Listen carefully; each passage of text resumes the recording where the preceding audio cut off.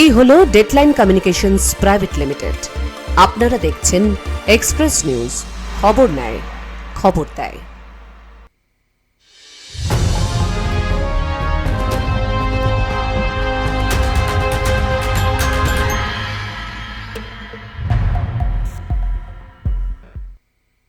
Express Online brought to you by Sri Ramakrishna Shonoka Institute of Medical Science and associated with Topovan Health Private Limited, Life Care Hospital.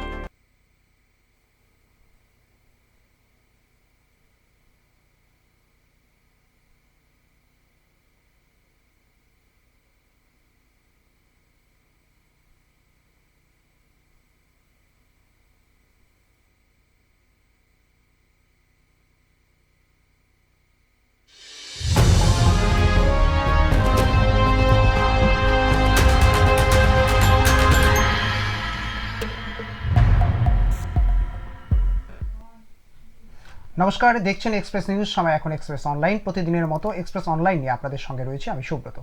আজ বেশ কিছু বিষয় নিয়ে আমরা আলোচনা করব, তবে প্রথমেই বলে রাখি আজ আপনারা ফোন করবেন, আপনারা আপনাদের মতামত জানাবেন। কেন বলছি না, আপনারা জানেন যে আজ ক্রীড়াঙ্গনের বোধহয় একটা কালো দিন। কেন আজ আপনারা জানেন যে যে পরিস্থিতি তৈরি হয়েছে, যা বাংলার বুকে, যে বাংলার কালচার, বাংলার যে ঐতিহ্য, সেই জায়গায় যেভাবে একটা যে পরিস্থিতি তৈরি হয়েছে তাতে কিন্তু প্রশ্নচিহ্ন তৈরি হচ্ছে। বেনজির বিশৃঙ্খলা যুবভারতীতে হতবাক দেশ, যা অবাক বিস্ময় দেখলো। অবাক বিস্ময় কিন্তু দেখলো গোটা বিশ্ব। বাংলার ভাবমূর্তি কোথায় বলুন তো? প্রশ্নচিহ্ন তৈরি হচ্ছে।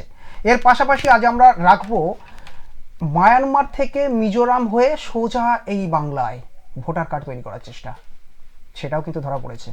দেখাবো সেই ছবি। এর পাশাপাশি দুটি মর্মান্তিক ঘটনা রয়েছে, দুটি নয় তিনটি। কেন বলছি তিনটি না, একদিকে রয়েছে মাছ ধরতে নেবে, অর্থাৎ ফিশারিতে নেবে, সেখানে কিন্তু মৃত্যু হয়েছে একজনের। এর পাশাপাশি আসানসোলে সেখানে কিন্তু লরির ধাক্কায় মৃত্যু হয়েছে, সেখানে একজনের মৃত্যু হয়েছে। এবং এর পাশাপাশি একেবারেই পরিবারের নজর এড়িয়ে নদীতে পড়ে গিয়ে এক শিশু কন্যার মৃত্যু হয়েছে 2.5 বছরের। সব মিলিয়ে একাধিক ছবি কিন্তু রয়েছে। কিন্তু যে ঘটনা প্রতিদিনের মতো যেভাবে আমরা শুভ সন্ধ্যা বলে অনুষ্ঠানটা শুরু করি, সেটা কিন্তু করতে পারলাম না। কেননা পরিস্থিতি আপনারা দেখতেই পেলেন যে ছবিটা উঠে এলো তা কিন্তু অত্যন্ত লজ্জাজনক, একেবারে নিন্দনীয়। আমরা এই বিষয় নিয়ে আসবো আলোচনায়। আপনারা থাকবেন, আপনারা সরাসরি ফোন করবেন, থাকবে আমাদের জেলা প্রতিনিধিরা। এবং এই মুহূর্তে আমার সঙ্গে রয়েছে আমার ডেস্ক পার্সন রয়েছে, আমার সঙ্গে সহকর্মী সঞ্জীব রয়েছে। সঞ্জীব, স্বাগত এক্সপ্রেস অনলাইনে। ধন্যবাদ। যে বিষয় নিয়ে আমরা কথা বলবো, প্রথমেই চলে যাব আমরা কলকাতার প্রতিবেদনে। মেসি উন্মাদনায় যুবভারতী, চরম বিশৃঙ্খলা। নির্ধারিত সময়ে আগেই মাঠ ছাড়লেন মেসি মাঠ ছাড়তেই ভয়ঙ্কর ছবি। দর্শক আসন থেকে ছোড়া হলো একের পর এক জলের বোতল, ছুঁড়ে মারা হলো চেয়ার। প্রিয় তারকাকে ভালোভাবে দেখতে না পেয়ে ক্ষোভ উগরে দিলেন দর্শকরা। বেনজির বিশৃঙ্খলা যুবভারতীতে হতবাক দেশ, অবাক বিস্ময়ে দেখল গোটা বিশ্ব। বাংলার ভাবমূর্তি যেভাবে ক্ষুণ্ণ হলো, এর দায় কার? দেখুন প্রতিবেদন। কলকাতায় এলেন, চলেও গেলেন। চলে গেলেন বলাটা বোধহয় ভুল হবে, যেতে বাধ্য করা হলো। তাকে বলা হয় ফুটবলের রাজপুত্র, তিনি লিওনেল মেসি। সুতরাং বিশ্বজুড়ে তার ভক্তদের উন্মাদনা থাকবে, এটাই স্বাভাবিক। শুক্রবার রাত 2:30 নাগাদ কলকাতা বিমানবন্দরে মাটি স্পর্শ করে মেসির প্রাইভেট জেট। ফ্লাইটের দরজা দিয়ে বেরোতেই মেসি চিৎকার শুরু করেন অগণিত ভক্তরা। এদিন তাকে ঘিরে যুবভারতী ক্রীড়াঙ্গনে একগুচ্ছ কর্মসূচি গ্রহণ করা হয়। প্রিয় তারকাকে ভালোভাবে দেখতে না পেয়ে ক্ষোভে ফেটে পড়েন দর্শকরা। দর্শক আসন থেকে ছোড়া হয় এক পর্যায়ে জলের বোতল, ভালো করে দেখতে না পাওয়ার অভিযোগ। টিকিট কেটেও ভালো করে দেখতে না পাওয়ায় জায়ান্ট স্ক্রিনে মেসিকে যদি দেখতে হয় তাহলে এত টাকা খরচ করে কেন এসেছি, এমনই অভিযোগ তোলেন দর্শকরা। গ্যালারি থেকে মাঠে নেমে পড়েন ক্ষুব্ধ দর্শকরা। এক পর্যায়ে উপড়ে ফেলা হয় ভিভিআইপিদের বসার আসন, অগ্নিসংযোগ করা হয়। তাতে পরিস্থিতি নিয়ন্ত্রণে আনতে লাঠিচার্জ করতে হয় পুলিশকে। বেশ কয়েকজন দর্শক আহত হন। নিরাপত্তার কারণে মেসি বেরিয়ে যেতে বাধ্য হন। মাঠে শাহরুখ খান, সৌরভ গাঙ্গুলি, মুখ্যমন্ত্রী পৌঁছানোর কথা থাকলেও পরিস্থিতি নিয়ন্ত্রণের বাইরে যাওয়ায় তারা মাঠে আসেননি। কিন্তু প্রশ্ন হচ্ছে, পূর্ব নির্ধারিত সূচি থাকলেও কেন নিরাপত্তা দিতে ব্যর্থ হলো পুলিশ? জলের বোতল নিয়ে প্রবেশে নিষেধাজ্ঞা জারি থাকলেও কিভাবে মাঠে এলো জলের বোতল? কিভাবে 20 টাকার জলের বোতল 120 টাকায় স্টেডিয়ামের মধ্যে বিক্রি করা হলো? তখন কেন নেওয়া হয়নি পর্যাপ্ত নিরাপত্তা ব্যবস্থা? সল্টলেক স্টেডিয়ামে অব্যবস্থা দেখে আমি গভীরভাবে মর্মাহত। হাজারো ক্রীড়াপ্রেমীদের সঙ্গে আমি স্টেডিয়ামের দিকে যাচ্ছিলাম। এই দুর্ভাগ্যজনক ঘটনার জন্য আমি লিওনেল মেসির কাছে ক্ষমা প্রার্থী। ঘটনার তদন্ত কমিটি গঠন করেছি। কমিটির মাথায় থাকবেন প্রাক্তন বিচারপতি অসীম কুমার রায়। কমিটিতে থাকবেন মুখ্য সচিব ও অতিরিক্ত মুখ্য সচিব। এই কমিটি গোটা ঘটনার বিস্তারিত তদন্ত করবে। যারা এই ঘটনার জন্য দায়ী তাদের চিহ্নিত করা হবে।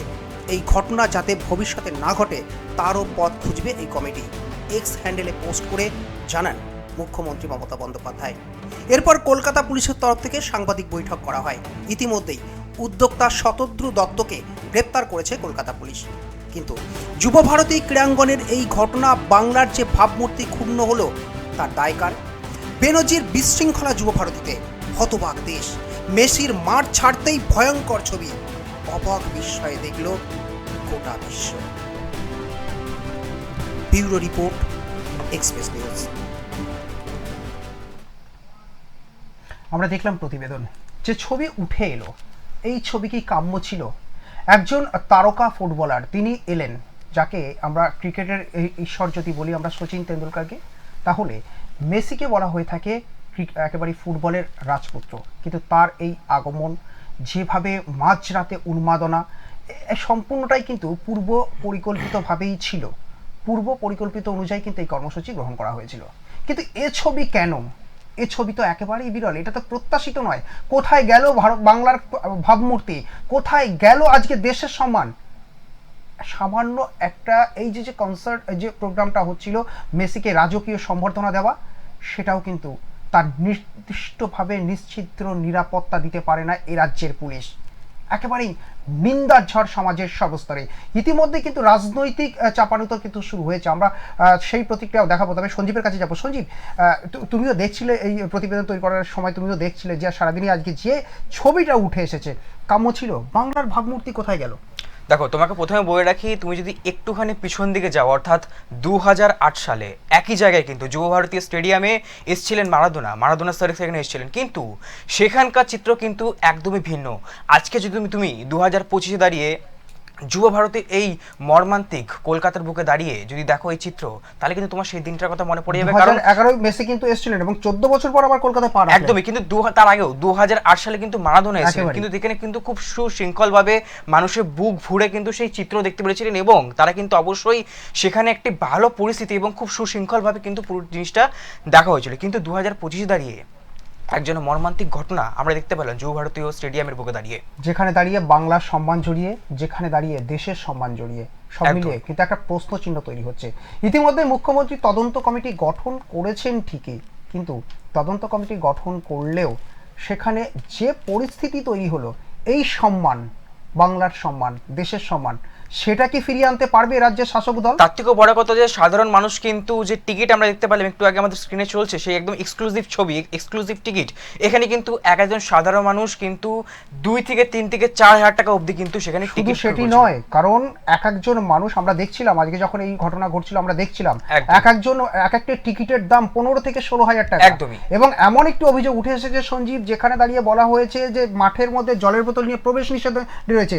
সেখানে জলের বোতল নিয়ে প্রবেশ করছে, সেখানে পুলিশের কোনো নিরাপত্তার বলাই নেই। জলের বোতল স্টেডিয়ামের মধ্যে 120 টাকার বোতল 120 টাকায় বিক্রি হচ্ছে।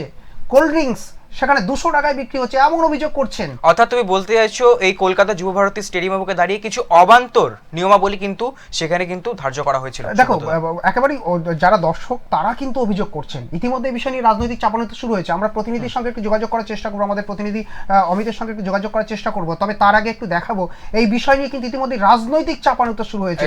শুভেন্দু অধিকারী ঠিক কি বলেছেন দেখুন। বিশ্বাস, সুজিত বসুর গ্রেপ্তারি চাই, এবং আমি রাজ্যপালকে লিখিতভাবে দিয়েছি। আমার দাবি 3টে। লিডার অফ অপোজিশন হিসেবে আমি রিটিন মেল করেছি, গাড়িতে বসেই করেছি। 1 নম্বর দাবি হচ্ছে সবার টিকিটের দাম ফেরাতে হবে। 2 নম্বর দাবি হচ্ছে শুধু শতদ্রু নয়, অরূপ বিশ্বাস এবং সুজিত বসুকে মন্ত্রিসভা থেকে বরখাস্ত এবং আইনি পদক্ষেপ নিতে হবে। 3য় হচ্ছে মমতার কালীঘাটের পাড়ার ইনকোয়ারি চলবে না। কালীঘাটের পাড়ার লোককে দিয়ে ইনকোয়ারি বসিয়েছে, নাম বলছি না আমি। সিটিং জাজকে দিয়ে সিট বানিয়ে কলকাতা পুলিশকে বাইরে রেখে ইনভেস্টিগেশন করতে হবে। এবং আপনি নিশ্চিন্ত থাকুন, যা ব্যবস্থা নেওয়ার দরকার আমি নেব। প্রতারিত দর্শকদের পাশে বিজেপি এবং ভারত বিরোধী দলনেতা আছে। কি করে কান ধরে টাকা আদায় করতে হয় আমি জানি, আমার সে বিদ্যা বুদ্ধি আছে, সেটা করে।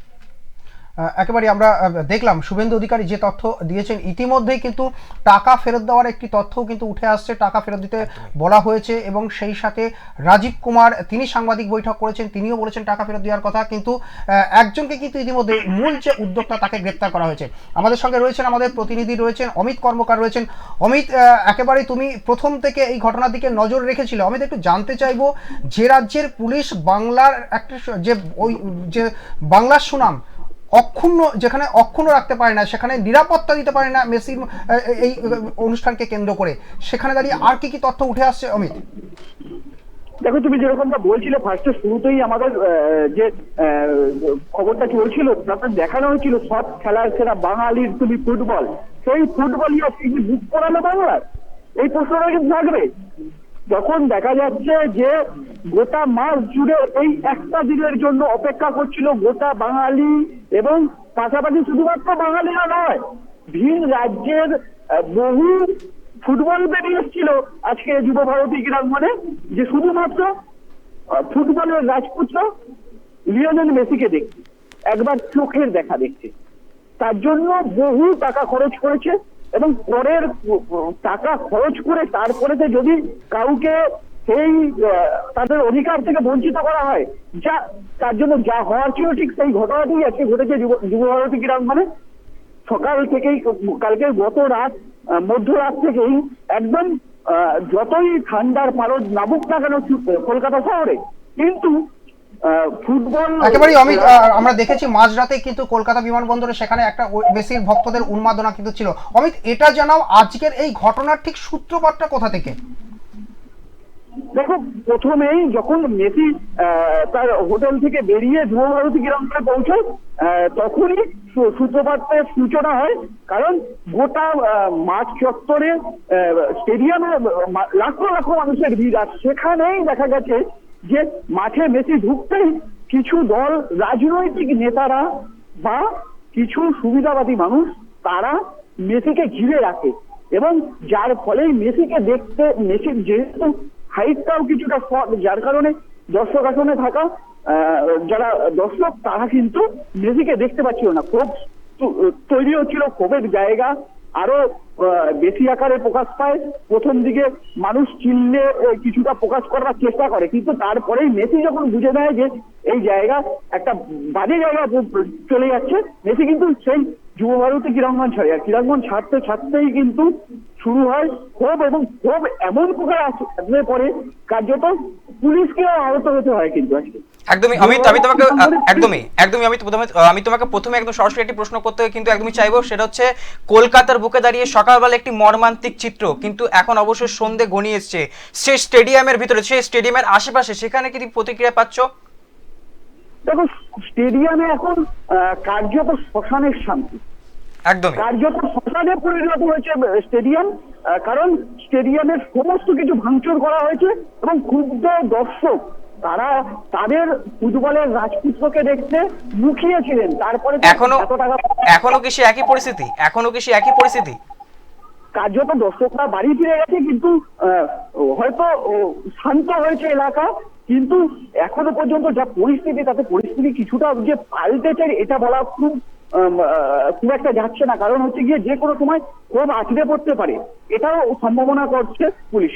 আমি একটু অমিত তোমার কাছে জানতে চাইবো যে এক্ষেত্রে কি মেসিকে তাহলে কি মানে এখান থেকে তিনি কি নিজে চলে গেলেন, নাকি তাকে চলে যেতে বাধ্য করা হলো বিক্ষোভের মুখে? তো তুমি যে প্রশ্নটা করছো, এই প্রশ্নটাই লাখ টাকার প্রশ্ন। কারণ হচ্ছে মেসি নিজে চলে গেলেন নাকি মেসিকে চলে যেতে বাধ্য করা হলো। কার্যত বিরোধী দলগুলি এইটা নিয়ে কিন্তু সরব হয়েছে। একদিকে যখন সিপিএম বলছে যে বাম জামানায় মারাদোনাকে নিয়ে আসা হয়েছিল, শান্তিপূর্ণভাবে মারাদোনাকে এই বঙ্গের মানুষ দেখতে পেয়েছিল, কিন্তু মেসি তৃণমূল আমলে এসে কার্যত তিনি 2011-তেই এসেছেন এবং 14 বছর পর তিনি আবার এলেন, কিন্তু এ ছবি তো একেবারেই প্রত্যাশিত নয়। একদমই ফুটবলের যে মক্কা বলা হয় এই সল্টলেক স্টেডিয়ামকে, সেইখানে এসে হয়তো কার্যত একদম নাস্তানাবুদ হতে হলো তাকে। কারণ এই ধরনের, তিনি আগেও এসেছেন কলকাতায়, এই ধরনের পরিস্থিতির সম্মুখীন তাকে হতে হয়নি। আজকে যে পরিস্থিতির সম্মুখীন তিনি হলে হয়তো ফিরে গিয়ে কিছুটা ভাববেন পরবর্তীকালে কলকাতায় আসবার কথা। একদমই একদমই অমিত, কিন্তু আমি তোমাকে বলবো যে আমি এই যে সাধারণ যে মানুষ ছিল যারা মেসিকে দূর দূরান্ত থেকে দেখতে আসছিল, তারা কি একটু বেশি প্রত্যাশিত ছিল না? যে তারা কিন্তু বিশেষত আমরা জানতে পারছি যে ফটো তোলা না কারণ, মানে তারা ঠিক করে দেখতে পায়নি মেসিকে, তারা ফটো তুলতে পায়নি, তারা একটু বেশি প্রত্যাশিত ছিল না সেই মুহূর্তে, তার জন্য কিরকম একটি ঘটনা ঘটলো? প্রত্যাশা ছিল, প্রত্যাশা পূরণের দায়িত্বও ছিল যারা অর্গানাইজার ছিল, সেই দায়িত্ব ঠিকঠাক ভাবে পূরণ করা হয়নি। আর তোমাকে আরো একটি ইনফরমেশন দিয়ে রাখি, এই যে মূল অর্গানাইজার ছিল শতদ্রু দত্ত, তার হুগলি জেলাতেই বাড়ি, এবং হুগলি জেলাতে বাড়ি হওয়ার কারণে তার সঙ্গে আমার বারংবার কথা হয়েছে এবং তাদের প্ল্যানিংও ছিল অন্যান্য ভাবে, কিন্তু সেই প্ল্যানিংটা কি করে ক্র্যাশ করলো এটাই লাখ টাকার প্রশ্ন। এই তুমি প্রথমে শুরুতে বলছিলে যে জলের বোতল সিকিউরিটির জন্য নিয়ে ঢুকতে দেওয়া হচ্ছিল না, সেই জলের বোতল স্টেডিয়ামের ভেতরে কি করে পাওয়া গেল, লাখ টাকার প্রশ্ন। একেবারে দর্শক তারা অভিযোগ তুলছেন যে একটি 20 টাকার জলের বোতল সেগুলোকে 120 টাকায় বিক্রি হচ্ছে, কোল্ড ড্রিঙ্কস সেখানে বিক্রি করা হচ্ছে 150 থেকে 200 টাকার মধ্যে। অমিত, আরেকটা বিষয় তুমি বলো, এখানে সৌরভ গঙ্গোপাধ্যায়, শাহরুখ খান, মুখ্যমন্ত্রী যাওয়ার কথা ছিল, তো কার্যত তারা পৌঁছাতে পারলেন না, মুখ্যমন্ত্রী মাঝপথ থেকে তিনি ফিরে এলেন। সব মিলিয়ে তিনি একটি তদন্ত কমিটি গঠন করেছেন, ইতিমধ্যে এক্স হ্যান্ডেলে তিনি পোস্ট করে তিনি সেখানে ক্ষমাও চেয়েছেন। এরপর কি প্রতিক্রিয়া উঠে আসছে? এবং আরও একটি যে বিষয় দেখছিলাম, শুভেন্দু অধিকারী সরব হয়েছেন, অরূপ ক্রীড়ামন্ত্রী অরূপ বিশ্বাস এবং সুজিত বসু তাদের বিরুদ্ধে সরব হয়েছেন। আর কি আপডেট উঠে আসছে অমিত? দেখো, এখনো পর্যন্ত যেটা বোঝা যাচ্ছে যে এই বিষয়ে তদন্ত করলে আরো কিছু নাম কাছাকাছি আসবার, মানে সামনে আসবার সম্ভাবনা রয়েছে। পাশাপাশি এই মেসিকে ঘিরে বিরোধী দলনেতা যে অভিযোগ করছে, কার্যত কি সেই অভিযোগের দিকেই আঙুলটা পরবর্তীকালে যায় কিনা, তদন্তের আঙুলটা সেই দিকেই যায় কিনা, সেটাই এখন দেখবার। বিরোধী দলনেতা কিন্তু অভিযোগ করছে এই মেসিকে সামনে রেখে তৃণমূলীরা আবারও লাখো লাখো টাকার প্রতারণা করলো, কোটি কোটি টাকার প্রতারণা করলো, সেটা কিন্তু অভিযোগ করছে বিরোধী দলনেতা। কার্যত এরপর ইনভেস্টিগেশন শুরু হলে যত পথ এগোবে ইনভেস্টিগেশনের, সেই দিকেই এগোয় কিনা সেটাও কিন্তু একটা দেখবার বিষয়। অমিত, কোথাও দাঁড়িয়ে কি তাহলে রাজ্যের শাসক দলের নেতা নেত্রীরা তারা কি নির্বাচনের মুখে ফুটেজ খাওয়ার চেষ্টা করছিল? দেখো, ফুটেজ নয়, মেসি মানে একটা আবেগ, সেই আবেগটাই কোথাও কাজে লাগিয়েছিল সাধারণ মানুষের দিকে। কিন্তু পাশাপাশি বিরোধী দলনেতা যে প্রশ্ন তুলেছেন সেই প্রশ্নটাও কিন্তু ফেলে দেওয়ার নয়, এই আবেগকে কাজে লাগিয়ে কোথাও কি টাকা ইনকামের একটা রাস্তা খুঁজছিল শাসক দল, এটাও কিন্তু লাখ টাকার প্রশ্ন। হ্যাঁ অমিত, তুমি আমাদের সঙ্গে থাকো। এর পাশাপাশি আমরা এই আরেকটি খবরের দিকে নজর রাখবো, যে বিষয়টা দেখা যাচ্ছে মেসি যখন গতকাল রাতে কলকাতা বিমানবন্দরে পৌঁছান, ঠিক সেই সময় দেখা যায় হুগলির জন্য বিশেষ এক চমক রিষড়ার ফেলু মোদকের, এবং সেখান থেকে কিন্তু মিষ্টি পাঠানো হয় মেসির কাছে, তেমনও কিন্তু তথ্য উঠে আসছে। আমরা প্রতিবেদনটা আগে দেখে নেব, তারপরে আমরা আমাদের প্রতিনিধির সঙ্গে কথা বলবো। বাংলার মিষ্টিতে রিষড়ার বিখ্যাত ফেলু মোদকের নাম জগৎজোড়া। 175 বছরের ঐতিহ্য নানা স্বাদের মিষ্টিতে। সুনামধন্য ও জগৎ সেরা মানুষের মিষ্টির স্বাদ মিটিয়েছে, সুনাম অর্জন করেছে। বাংলার অহংকার রিষড়ার বিখ্যাত ফেলু মোদকের মিষ্টি। মেসির জন্য বিশেষ চমক রিষড়ার ফেলু মোদকে। মেসির জন্য তৈরি হচ্ছে প্রায় 4.5 কেজি ওজনের এক মহা সন্দেশ। নলের গুড়ের পাশাপাশি এতে থাকবে উৎকৃষ্ট মানের ছানা, পেস্তা, কেশর সহ নানা উপাদান। পুরো মিষ্টিটি তৈরি হচ্ছে মেসির মূর্তির আকৃতিতে। আর্জেন্টিনার বিখ্যাত সাদা অর্থাৎ নীল সাদা জার্সির গায়ে। জার্সির নীল রং করা হচ্ছে সম্পূর্ণ ভেষজ উপায়, অপরাজিতা ফুলের রং দিয়ে। টাফ হয়ে গেছে নলেন গুড়ের ওপর করা। খুব শীঘ্রই আমরা ওটা ছবিটা আনবো আপনাদের সামনে। এবং মেসির ওটার সাথে তৈরি হচ্ছে মোহিনী সন্দেশ, নলেন গুড়ের মোহিনী, একটু বড় আকারে, যেটার মধ্যে গুড় ভরা, ওটা আমরা কি প্রায় 4.5 কিলো ক্ষীরটা সঙ্গে থাকছে ছানার সন্দেশ এবং তার সাথে থাকছে কেশর, নলেন গুড় এবং ব্যবহার করা হয়েছে পেস্তা। আর আরেকটা সব থেকে বড় জিনিস হচ্ছে আর্জেন্টিনার যে বডিটা আছে, ওর যে কালারটা, সেটা করতে গিয়ে আমরা হেল্প নিয়েছি অপরাজিতা ফুলের পাপড়ি থেকে রং। এটা ভেষজ তো বটেই, আর সব থেকে বড় আর্জেন্টিনা কালারের অতীতে বিশ্ব ফুটবলের একাধিক কিংবদন্তির জন্য মিষ্টি পাঠিয়েছে ফেলুমোদক। তবে মেসির আগমনকে ঘিরে উন্মাদনা অন্যবারের তুলনায় অনেক বেশি, স্বীকার করলেন অমিত দে। হুগলি থেকে অমিত কর্মকারের রিপোর্ট, এক্সপ্রেস নিউজ। আমরা দেখলাম, প্রতিবেদন দেখলাম। আমি আবারও অমিতের সঙ্গে যোগাযোগ কথা বলবো। যে বিষয়টা মূলত একটা বিষয় দেখুন, যে ছবিটা কিন্তু উঠে এলো, অর্থাৎ মেসি আসার আগে থেকেই কিন্তু পরিকল্পনা ছিল অনেক রকমভাবেই কিন্তু অনেক মানুষের কিন্তু বিভিন্ন পরিকল্পনার মধ্য দিয়ে তারা যাচ্ছিলেন। কিন্তু যে ছবি এবং যে অভাবনীয় অপ্রত্যাশিত ঘটনা ঘটলো তা কিন্তু কেউ বোধহয় প্রত্যাশা করেনি। অমিতের সঙ্গে কথা বলবো, টেলিফোন লাইনে রয়েছে আমাদের প্রতিনিধি অমিত কর্মকার রয়েছে। অমিত, একটু জানতে চাইবো তোমার কাছে, এই যে একটা অপ্রত্যাশিত যে ঘটনা ঘটলো, এরপরে তিনি কি বলছেন? এই যার মিষ্টি পৌঁছে গেল মেসির কাছে, অথচ যারা নিজেদের সম্পূর্ণভাবে যে নিজেদের সঞ্চিত অর্থ, যাদের নির্দিষ্ট যে মাইনে থেকে থাকে সেই থেকে পুরো অর্থ দিয়ে টিকিট কেটে দেখতে গেলেন, কিন্তু তাকে দেখতে পারলেন না। মেসির মিষ্টি কিন্তু তার কাছে পৌঁছে গেল। এই ক্ষেত্রে এই অপ্রত্যাশিত ঘটনা, তারপরে এই মিষ্টি বিক্রেতা কি প্রতিক্রিয়া উঠে আসছে? দেখো, তুমি যেরকমটা বলছিলে, আমি প্রথমে শুরুই করেছিলাম যে এই শতদ্রু দত্ত যে মেন উদ্যোক্তা, তার বাড়ি কিন্তু হুগলি জেলার রিষড়াতে, এবং তিনি সেই রিষড়ায় হওয়ার কারণে হুগলির যে মিষ্টির যে নাম রয়েছে, সেই নামের সদ্ব্যবহার করতে বলেছিলাম তোমাকে প্রথমেই, যে অনেক রকম পরিকল্পনা ছিল। তার মধ্যে এটি একটি পরিকল্পনা, যেখানে মেসিকে সাদরে আমন্ত্রণ জানাতে ফার্স্টেই ওই মিষ্টি নিয়ে যাওয়া হয়েছিল, এবং সেই মিষ্টি কালকে কিন্তু বিমানবন্দরেই মেসির হাতে তুলে দেওয়া হয়েছে, যার ফলে মেসির হাতে মিষ্টি পৌঁছেছে।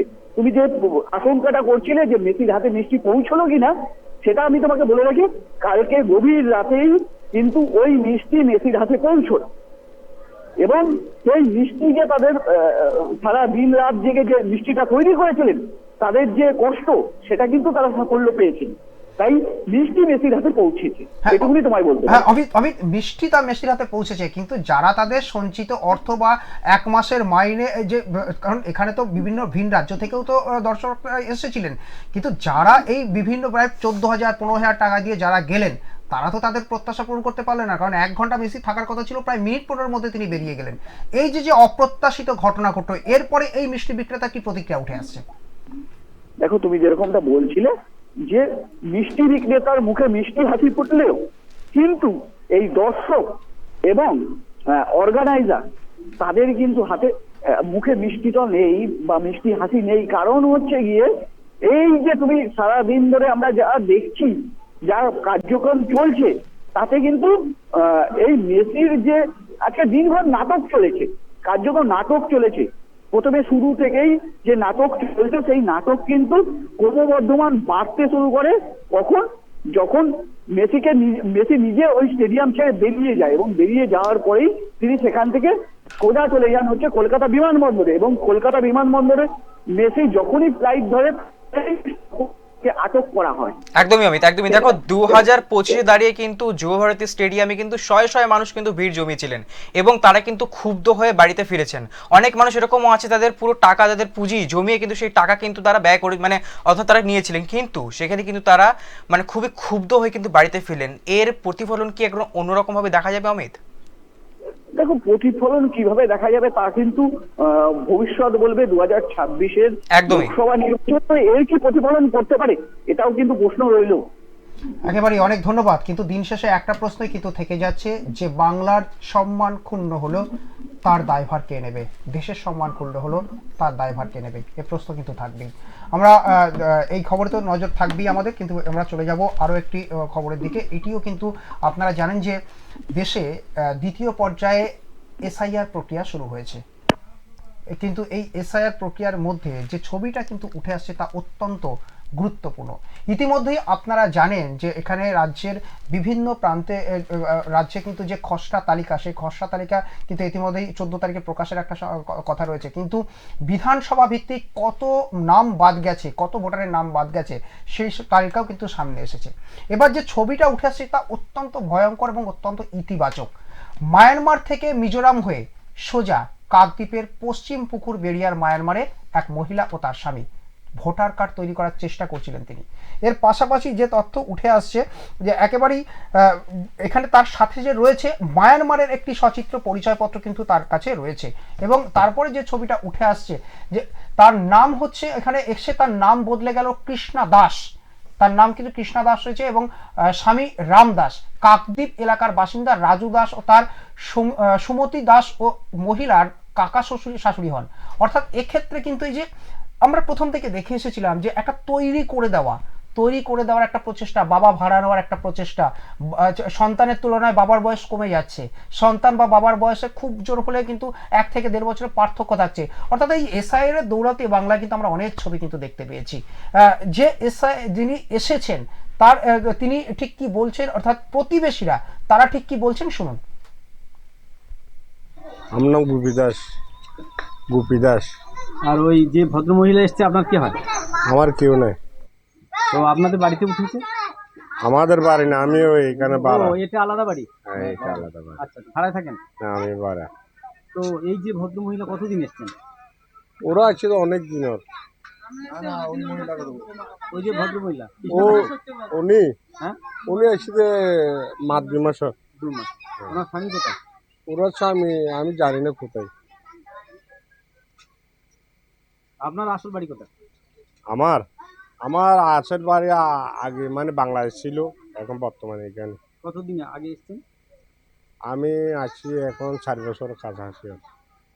4 বছর। আপনার ভোটার কার্ড হয়েছে? না, হয়নি। এই সিএ ক্যাম্পে নাম লিখেছেন? করেছি, এখনো হয়নি। সিএ ক্যাম্পে নাম লিখেছেন তো? হ্যাঁ।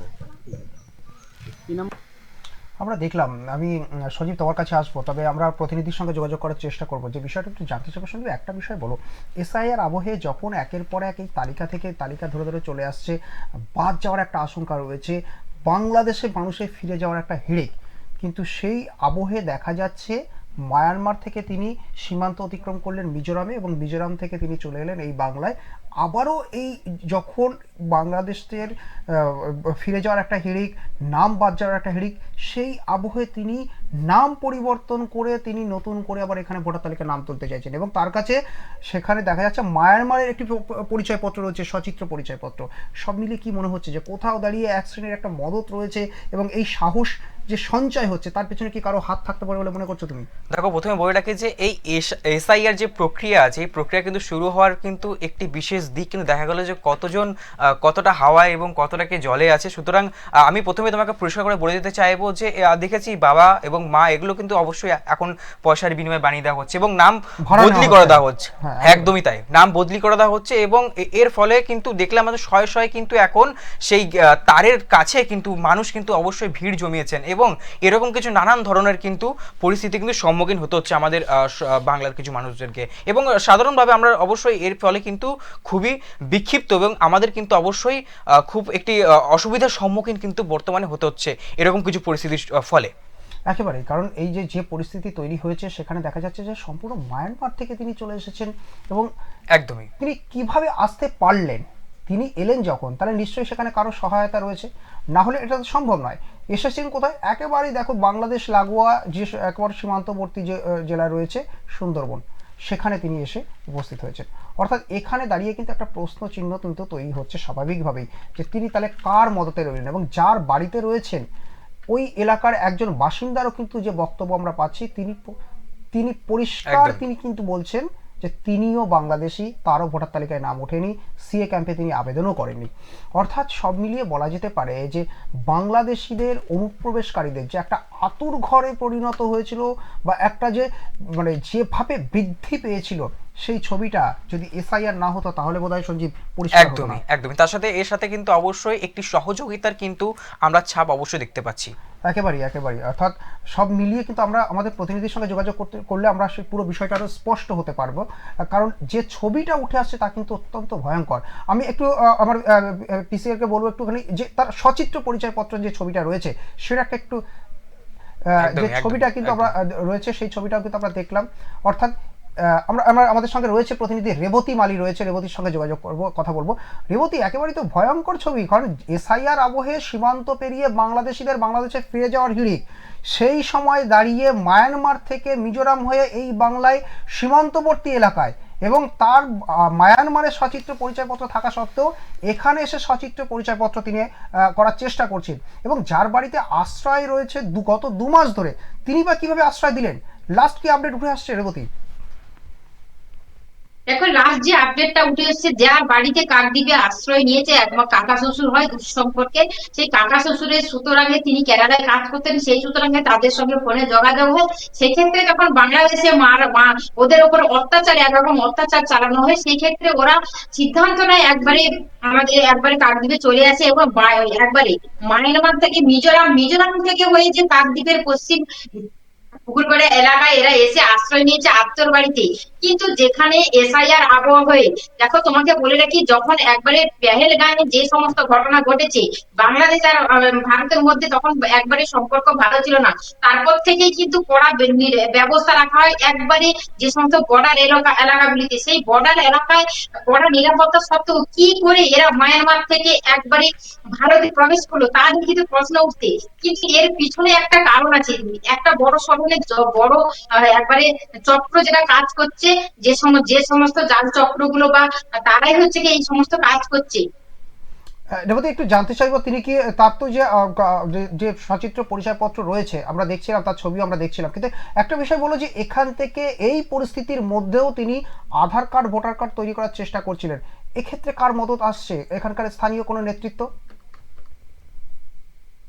দেখো, মায়ানমারের সচিত্র তার কাছে যে পরিচয় পত্র আছে, কিন্তু তার সঠিক থাকা সত্ত্বেও এদেশে থাকার জন্য তো আমার ভারতীয় পরিচয় পত্র একটা প্রয়োজন হয়। সেক্ষেত্রে যখন পরিচয় পত্র তৈরি করতে যায়, একটা দালাল চক্রের হাতে পড়ে। দালাল চক্র মোটা অঙ্কের একটা টাকা নিয়ে কিন্তু এই পরিচয় পত্রগুলো বানিয়ে দিচ্ছে, যার ফলেই কিন্তু এখানে ছোট ছোট করে বলবো, কাকদ্বীপ যে এলাকাগুলি আছে সেগুলো ছোট ছোট একটা গলি আছে, সেই জায়গায় এরা ছোট ছোট ঘর ভাড়া দিচ্ছে, কিন্তু ঘর মালিক এদের কখনো যাচাই করে দেখে না আধার কার্ডটা সঠিক কিনা, প্যান কার্ডটা আছে কিনা, এরা আদপে এই দেশের মানুষ কিনা যাচাই না করে এদের ঘর দেওয়া দেয়। সেক্ষেত্রে একদমই তার মানে তুমি বলতে চাইছো একটি চক্রান্তর কিন্তু অবশ্যই পরিকল্পনা কিন্তু এখানে আছে, তাই তো রেবতী?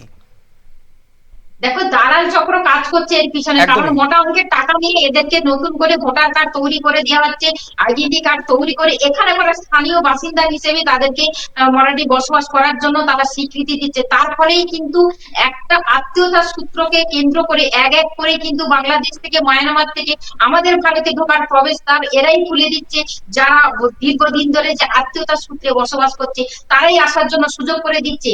তারা যেমন যোগসূত্র তৈরি করছে, যারা দালাল চক্র আছে তারা আসার জন্য সহযোগিতা করছে। কিন্তু একটাই প্রশ্ন উঠে, দেখো তোমাকে বলে রাখি, যে কি করে তারা বর্ডার এলাকাগুলি পার হচ্ছে, এত কড়া নিরাপত্তা থাকা সত্ত্বেও বর্ডার এলাকায় কি করে আসে, যেখানে এসআইআর আবহে ভারত থেকে বাংলাদেশে চলে যাচ্ছে অনেক মানুষ, সেখানে কি করে এরা ভারতের মধ্যে প্রবেশ করছে?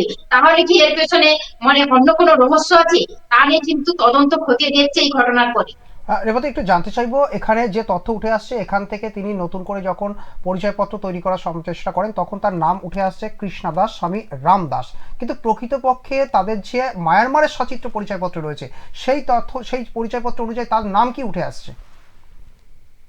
দেখো, মায়ানমারের যে তার পরিচয় পত্রে যে নাম আছে, তাদের সেই দেশের নাম আছে, যেটা কিন্তু আমাদের ক্ষেত্রে বোঝা অসম্ভব, কিন্তু পরিচয় পত্রটা যে মায়ানমারের এটা পুরো স্পষ্ট বোঝা যাচ্ছে এবং তা বৈধ, সেটা পুরো বোঝা যাচ্ছে। কিন্তু এখানে এসে যখন নতুন করে সে তার নাম তৈরি করে যে কৃষ্ণা দাস এবং স্বামী রামদাস হিসাবে, এটাই হচ্ছিল পরিচয় পত্র, নতুন করে তৈরি করতে যায়, তখনই সেখান থেকে ধরা পড়ে। কিন্তু স্থানীয় যে সমস্ত প্রতিবেশীরা আছে তারা জানতো কিন্তু মায়ানমার থেকে এসে, কিন্তু মহিলা অন্তঃসত্ত্বা হওয়ার কারণে তারাও চেপে যায়, কারণ তারা বিষয়টা সম্পূর্ণভাবে গোপন রাখে, কারণ এই পরিস্থিতিতে কোথায় পাঠাবে সেটা চিন্তা করেই কিন্তু আশেপাশে যে সমস্ত প্রতিবেশীরা আছে তারা কিন্তু বিষয়টাকে ধামাচাপা দেওয়ার চেষ্টা করে।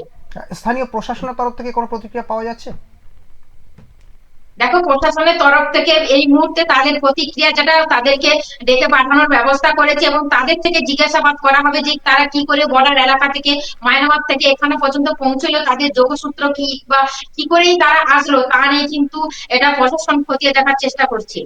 রেবতী, তুমি আমাদের সঙ্গে থাকো।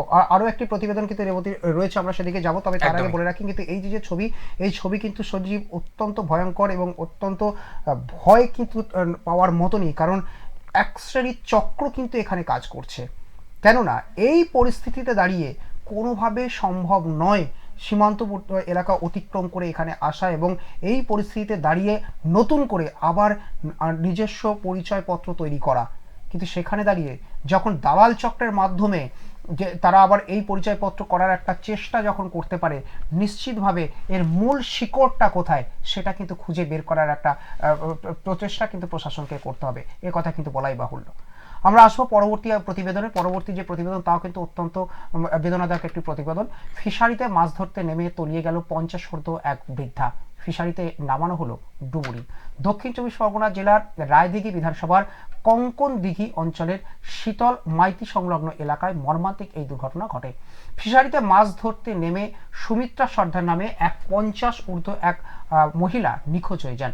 দীর্ঘ খোঁজাখুঁজির পরেও কোথাও তার হদিশ না মেলায় সেখানে বিধায়ক অলোক সেখানে জলদাতার উপস্থিতিতে পশ্চিমবঙ্গ সরকারের বিপর্যয় মোকাবিলা দপ্তরের যে ডুবুরি রয়েছে তা দিয়ে তল্লাশি করে এবং এরপর মৃতদেহটি উদ্ধার করা হয়। রায়দিঘি থানার পুলিশের উদ্যোগে ইতিমধ্যে মৃতদেহটি ময়না তদন্তে পাঠানো হয়েছে। আপনারা সেই ফিশারি দেখতে পাচ্ছেন, সেই ছবিটা কিন্তু আমরা তুলে ধরেছি। আমরা একটু একজন প্রতিক্রিয়া কিন্তু এখানে এসেছে, সেই প্রতিক্রিয়াটা একটু জানার চেষ্টা করবো, ঠিক কি বলছেন তিনি। সেটা একটা দুঃখজনক ঘটনা যে আমাদের এই কনকনদিঘি শীতলমাইতিতে গতকাল সন্ধ্যাবেলায় আমাদেরই একজন মা, 50-55 বছর বয়স হবে, সুমিত্রা সর্দার, তিনি তার এই বাড়ির সামনেই, আমরা এখন তার বাড়িতে দাঁড়িয়ে আছি, বাড়ির সামনে ফিশারিতে জাস্ট মাছ ধরতে গিয়ে তিনি পা পিছতে গিয়ে তিনি জলের মধ্যে চলে যান। সারা রাত্রি এখানে খোঁজা হয়েছিল, পাওয়া যায়নি। তারপর রাত্রিবেলা আমি জানতে পেরে তারপর ডায়মন্ডহারবার এসডিও সাহেব থেকে আরম্ভ করে কমিউনিকেট করে আজকে ডিজাস্টার ম্যানেজমেন্টের টিম এসেছিল, ডুবুরি এসেছিল, ডুবুরি নামিয়ে এইমাত্র তার ডেড বডি তোলা হয়েছে এবং হাসপাতালে পাঠানো হয়েছে। এবারে যেটা পোস্টমর্টেম হবে সেটা ব্যবস্থা করা হচ্ছে।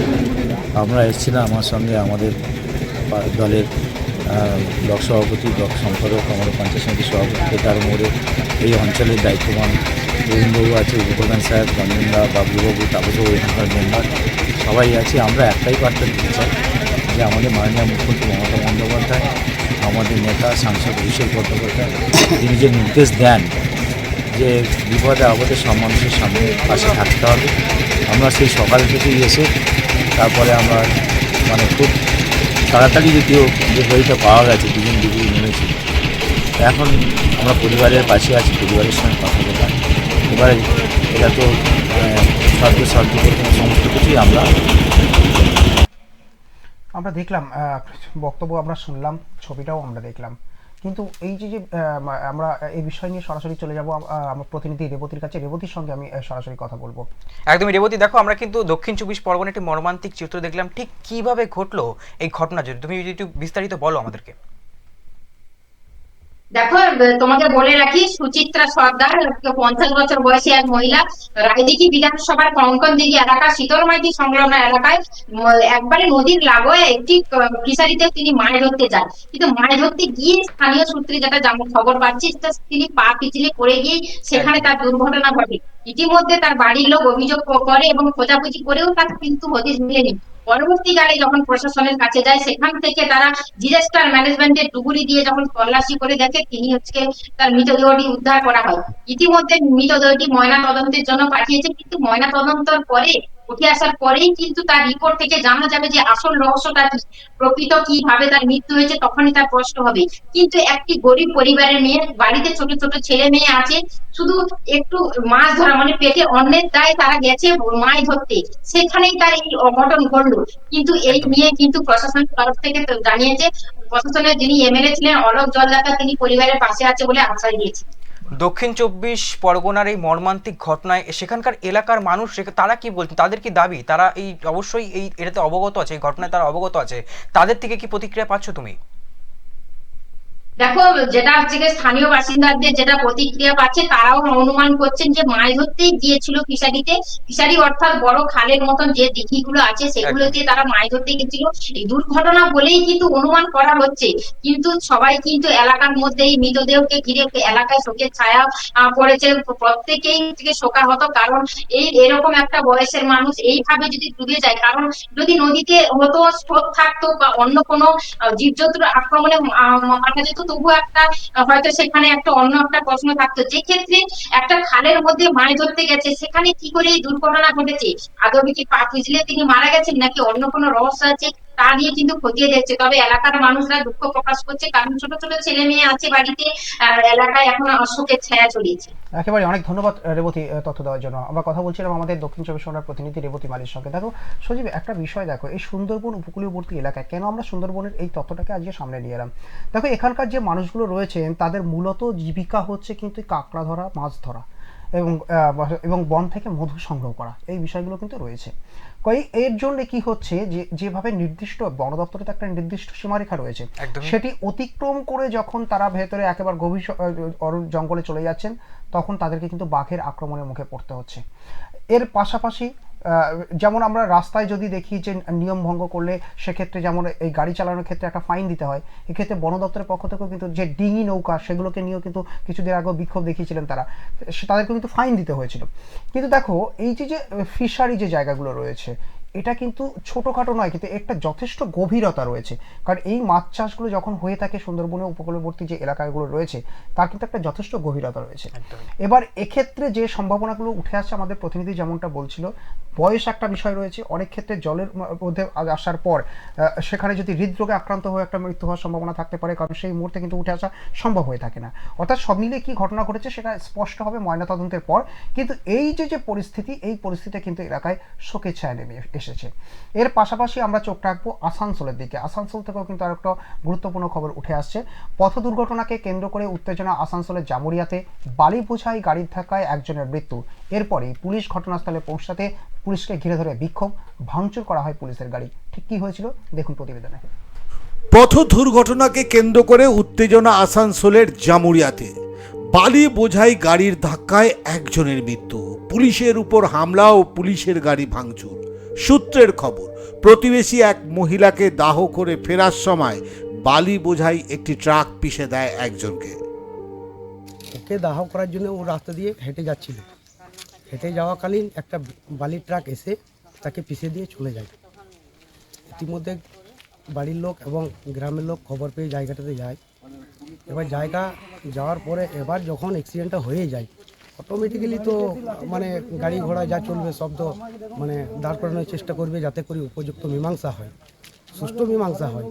তো ইতিমধ্যে পুলিশের গাড়ি এসে জবরদস্তি লাশটাকে নিয়ে যাওয়ার চেষ্টা করছিল। তো পুলিশই প্রথমে ক্ষমতা দেখায়, যার ফলে এই ঘটনা। স্থানীয় মানুষের অভিযোগ, মৃতদেহটি পুলিশ নিতে আসে আর বাড়ির গাড়িতে ছেড়ে দিতে চায়, কিন্তু বেঁকে বসে স্থানীয় মানুষ। পরিবারকে কোনো ক্ষতিপূরণের আশ্বাস না দেওয়াতে তারা রাগে তাদের ক্ষোভ উগরে দেয়। চলে পুলিশের সাথে খণ্ডযুদ্ধ, পুলিশের গাড়ি ভাঙচুর হয়, একাধিক পুলিশ কর্মী আহত হয়। মৃতের স্ত্রী খবর পেয়ে ঘটনাস্থলে গেলেও তিনিও পুলিশের হাতে আক্রান্ত হন।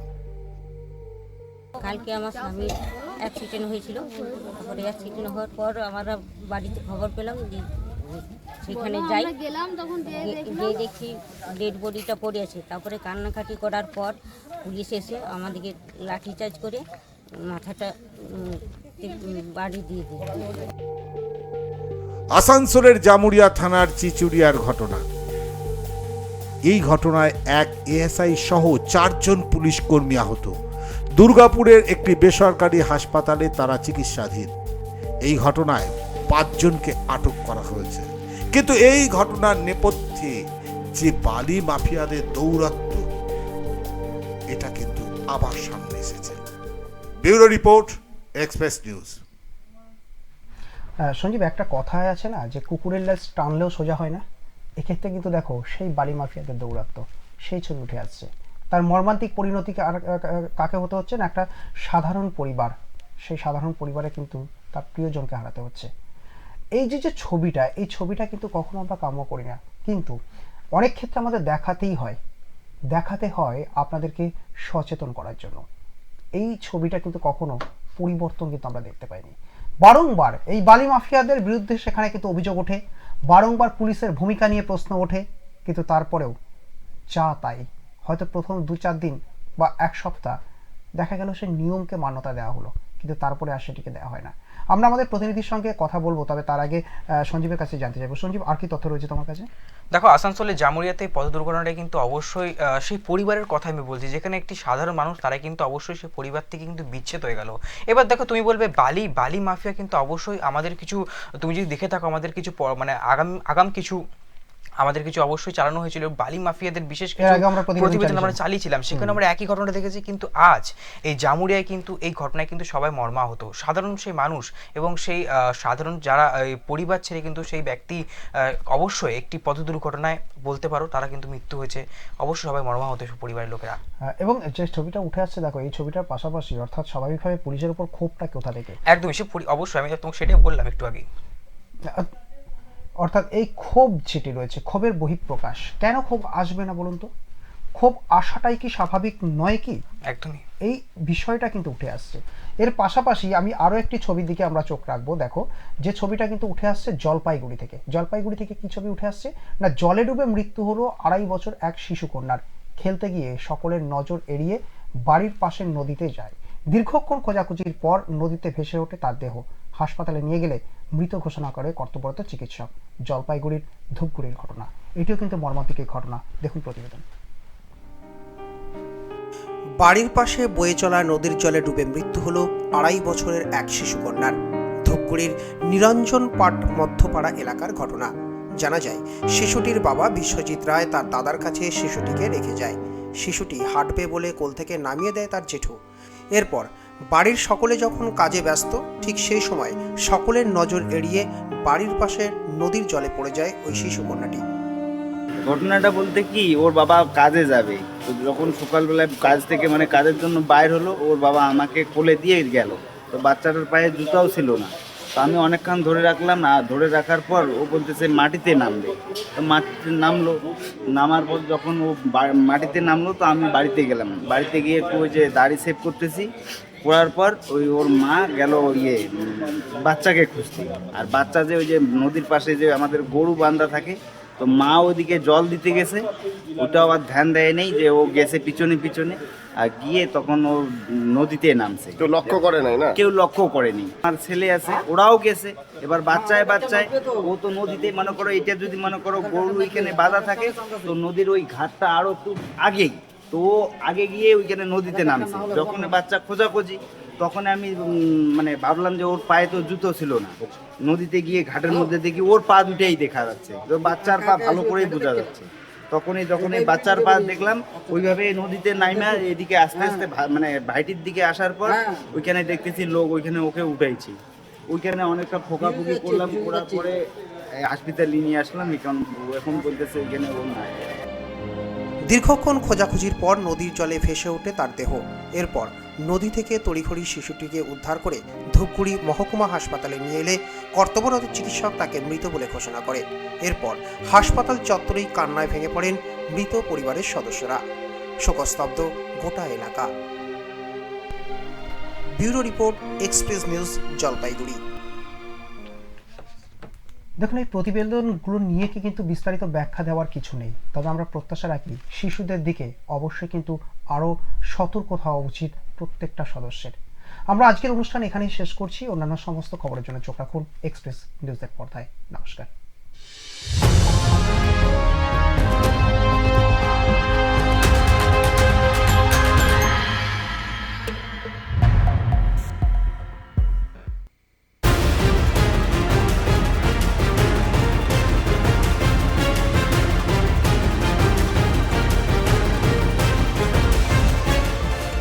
এই হলো ডেডলাইন কমিউনিকেশনস প্রাইভেট লিমিটেড।